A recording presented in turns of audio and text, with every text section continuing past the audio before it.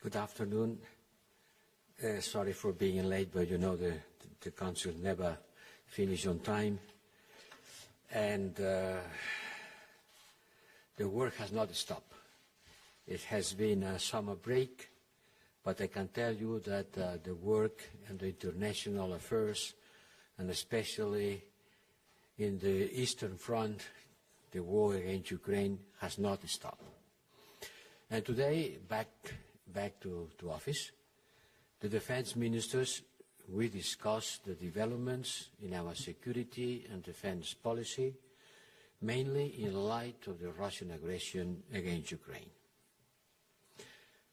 This has to be considered also from the point of view of its impact on global security environment, with different hotspots around the world, mechanism to move forward with joint procurement of our defense capabilities, and finally our concrete and practical support to Ukraine for their soldiers to continue their fight against the Russian invader.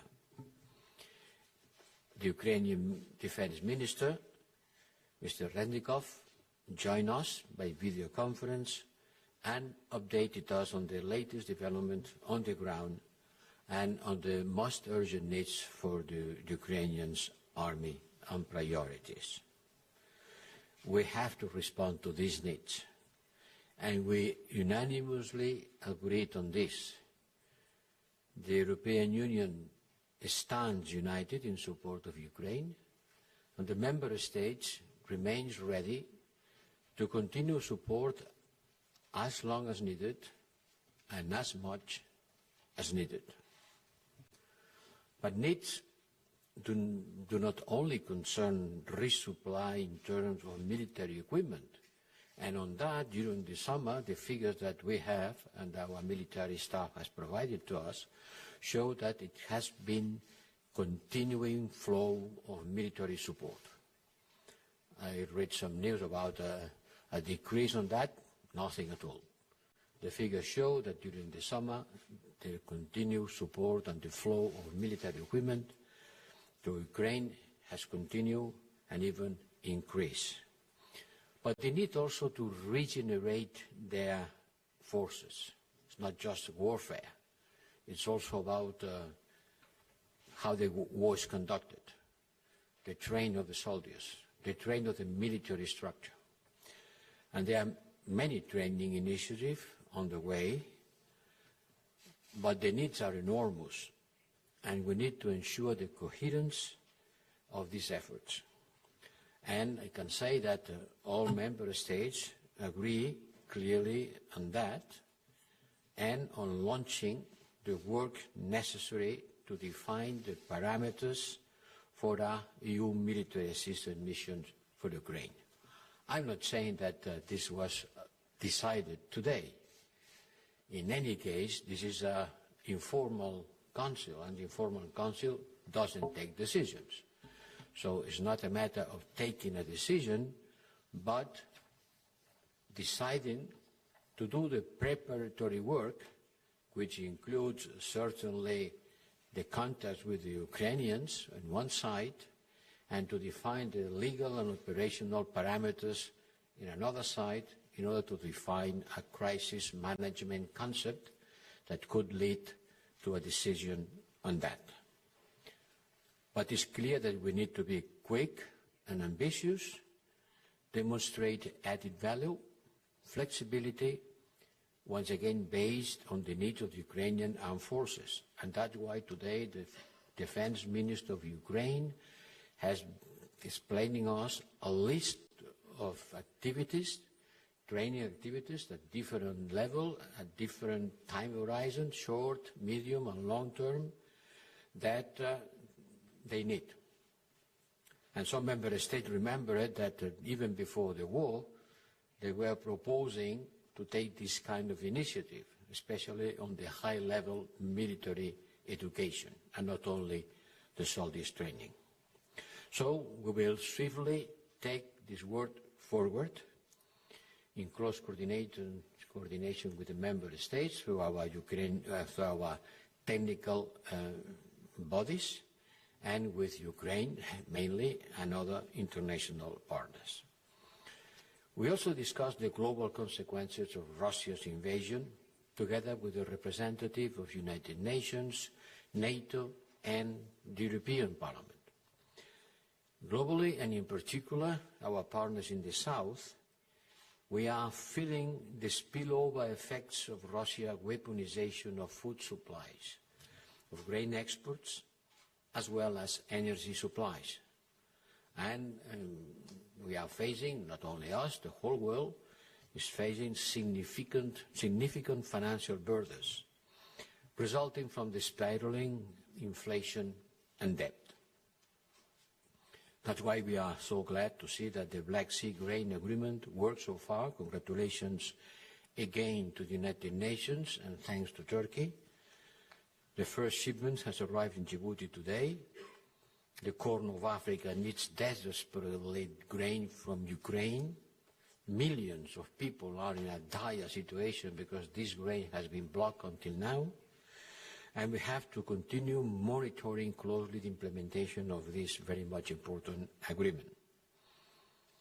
On this crucial issue, we have been working closely with the United Nations, who has been playing an absolutely key diplomatic role in facilitating talks. NATO is also part of the discussion. Our political unity is rock solid, and our efforts are closely coordinated and mutually complementary. Since the first day of the Russian invasion, the European Union and NATO have been standing and working together in support of Ukraine, and the transatlantic link has shown to be more stronger than ever. Once again, multilateralism and transatlantic unity are our greater asset to respond to the challenges posed by the Russian aggression against Ukraine. But the security challenges are not just about Ukraine. It's not just about the war that Putin launched against the sovereignty and territorial integrity of Ukraine. There are other scenarios. We have already talked about Mali and Central African Republic, where Russia is increasing its negative influence through the Wagner Group that has led to human rights abuses, plundering of resources, and further insecurity. Russian mercenaries are posing a direct threat to the people in these two countries. We also work together in Bosnia and Herzegovina, where Operation Althea continues to play a key role for the stability and security in the country, in Western Balkans that have a European perspective but facing a lot of problems. We have been working during the summer on trying to avoid a new crisis between Kosovo and Serbia, and I am very happy, as you know, that this talks has been very fruitful also. The role of Operation Althea has becoming more and more important in view of the ongoing political crisis in Bosnia and Herzegovina, and the regional tensions are being fueled by foreign interference. Our commitment with Bosnia and Herzegovina will continue. And finally, if I can say finally, because this kind of discussion never finish, we held an interesting exchange of view on how to boost our defense industrial capacities. You cannot talk about defense without talking about defense industry, and how to address capabilities and leveraging our economies of scale.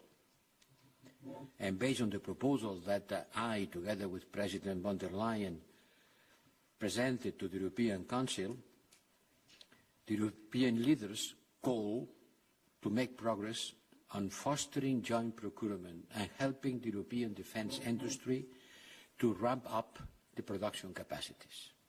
It's going to be an increase on defence expenditure. It's going to be an increase on demand to the defence industry. The defence industry has to ramp up their capacities in order to provide what the European armies will ask for. We are working on that with Commissioner Breton, who was present during our meeting. For that, we have set up a task force to support member states and coordinate their very short-term needs in order to refill their stocks of arms. As you know, the Commission will provide from the European budget 500 million for the next 2 years in order to incentivize the joint procurement of the European armies. Thank you to the Czech presidency to continue to support us in our efforts to get a swift and ambitious agreement in the Council about how to use these resources, and after with the European Parliament. I know it's not an easy task.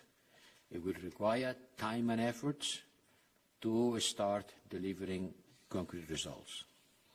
But I think all ministers were very much aware that we are taking concrete and historical actions to ensure that the increases in defence spending will result also in increases in a more efficient spending.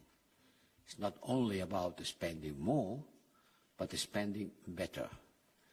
And in order to spend better, the best way is to spend more together. This means collaborative spending, and that's why we started with this system of joint procurement. Minister, thank you very much for your hospitality, and thank you to all of you for your attention. Krásné odpoledne i za mě. Já jsem velmi ráda, že můžeme dnes hostit neformální setkání ministrů obrany Evropské unie. Je to první setkání od doby, kdy Česká republika převzala předsednictví v Radě Evropské unie. Scházíme se ve velice turbulentní době, kdy čelíme mnoha bezpečnostním hrozbám. Pan vysoký představitel tady víceméně shrnul přesně ty teze, na kterých jsme se shodli. Já bych nad rámec toho, co tady říkal pan Josep Borrell, tak bych zmínila oblast Sahelu, oblast Afriky, která nás také trápí, a to nejenom proto, že řada z nás, evropských ministrů obrany, v této oblasti působíme v různých výcvikových misích, takže i toto téma bylo poměrně častokrát zmiňováno v tom našem dnešním jednání. Jsme si vědomi toho, že ta spojitost právě i s válkou na Ukrajině tady je značná, protože to, že v oblasti Sahelu působí vlastně Putinovi vojáci, kteří si říkají Wagner Group, tak to už víme dlouhou dobu. Nechceme jim vyklidit pole, máme za to, že je zapotřebí v té oblasti Sahelu dál působit a rozhodně nestahovat naše vojáky a neutíkat z boje, ba naopak je zapotřebí se snažit o nějakou stabilizaci té situace. To ruské barbarství na Ukrajině bylo tématem prolínajícím se tím celým naším jednacím dnem. Sama tedy za Českou republiku můžu říct, že jsme připraveni všechny ty výzvy, které tady dneska padly, tak dále projednávat, ať už na vládě České republiky, v příslušných výborech, Poslanecké sněmovny, Senátu, a to tedy jak tu možnost nějakého výcviku ukrajinských vojáků, tak samozřejmě i možnosti další pomoci té materiální. Česká republika stála, stojí a bude stát na straně Ukrajiny a chceme být skutečně i dál tím lídrem té pomoci, a to nejenom na úrovni materiální pomoci, ale i vlastně na úrovni toho, že už více než 400 000 Ukrajinců dostalo v České republice krátkodobý pobyt. Jsou tedy tady teď s námi v České republice a já jsem na to jako ministryně vlády České republiky hrdá, že tady můžu dneska stát jako zástupkyně země, která se chová tak, jak se k demokratické zemi sluší a patří. Has behaved as a democratic country should behave. For 2 questions, I'm afraid only. So first, Czech television, please. Dobrý den, Lukáš Maté, Česká televize. Já bych se chtěl zeptat ještě na dodávky zbraní na Ukrajinu. Ráno od některých ministrů zaznělo, že ty státy, které nejvíc podporovaly Ukrajinu, začínají mít vlastně problémy s tím, že nemají možná dost zbraní na zajištění vlastní bezpečnosti, protože Ukrajině poskytly a budou žádat jak finanční prostředky, tak možná náhrady od dalších členských států. Těch zbraní, které poskytly, mluví se o tom na Slovensku, Česká republika taky poskytla poměrně dost zbraní. Je to něco, co rezonovalo na té dnešní radě a zaznívají konkrétní návrhy od zemí, že opravdu chceme další zbraně ze západu, abychom mohli poskytnout ty svoje dál na Ukrajinu. Poprosím možná o krátké vyjádření obou, pokud bude možné. Můžu začít? Samozřejmě, že nás potěší, pokud budeme od našich západních spojenců dostávat modernější zbraně, než které máme my sami. Na druhou stranu ta přednost zase těch našich zbraní je ta, že ji umí Ukrajinci ovládat. Já bych tady chtěla ubezpečit občany České republiky, že jsme, byť byli velmi štědří vůči Ukrajině, tak jsme neposílali nic, co by ohrozilo naší vlastní bezpečnost. To dávám před závorku. Jsme připraveni v té pomoci dál pokračovat. Chtěla bych poděkovat zástupcům Spolkové republiky Německo, protože i včera vlastně na návštěvě zástupců Spolkové republiky Německo jsme si potvrdili ten dar několika Leopardů, tanků Leopard. Pokud od dalších zemí dostaneme nějaké další jejich moderní zbraně, budeme za to rádi. Ostatně o tom byla přednedávné ta dánská konference, respektive konference, kterou iniciovalo Dánsko a která by měla řešit nejenom tuto záležitost, ale i nějaké možnosti, které v našich zemích jsou z hlediska opravárenských závodů nebo i různých kapacit výroby.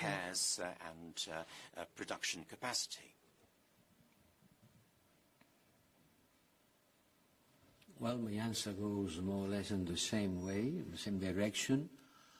You have to make the difference between the European Union effort on supporting Ukraine, where all member states participate according with their GMP, according with their economic size. And this is the European Peace Facility that has provided 2.5 billion euros until now. 2.5 billion until now. But this is a collective effort. And then you have to add up what each member state does by their own, by its own. And there the differences are important. Certainly some are doing more than others. But it is done on a voluntary basis. There's nothing to do with a decision from the European Union, nor with the use of European funding. Each member state sovereignty, using its sovereignty, its decision-making process, provides arms to Ukraine. I can tell you about the European Peace Facility. Okay, thank you. So last question, Frankfurter Allgemeine Zeitung. V treťom rade na konci. Thanks a lot, sir. Thanks a lot. Thomas Kutschka, Frankfurter Allgemeine Zeitung. High Representative, two questions to you. The first one regarding this military assistance mission. Could you please make the point, what exactly would be the added value of an EU-led mission as opposed to the existing ones by different member states that are already working together with Ukrainian soldiers, training them? And the second question, you just mentioned the EPF, the European Peace Facility. At the current speed of spending or pledging in support of Ukraine, it will be empty by next spring. So what should happen afterwards? What is your suggestion to member states? Thanks. We'll have to take a decision before next spring. Let's take care of the everyday problem. Today the problem was not the future of the European Peace Facility. The European Facility has a budget of 5.7 billion. So we are far from exhausting it.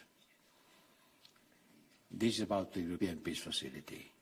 About the content of the mission, it's clear that some training activities that are being done by some member states are well done at the level of member states.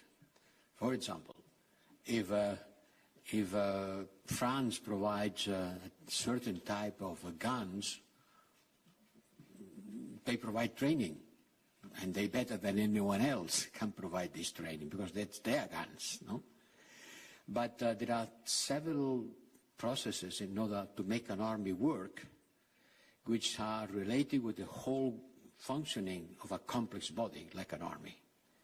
And the Defense Ministry of Ukraine has been explaining in the short term what they need, in the medium term what they need, in the long term what they need. And some of the needs they have explaining to us today, I'm sure it could be better provided pulling the capacities of the member states and looking for the speciality of each one of them. High-level training, organizing logistics, organizing military health, providing protection against nuclear, chemical or biological weapons. Well, that cannot be solved overnight, but we have to put the basis of an army who has to fight and will have to fight for quite a long time.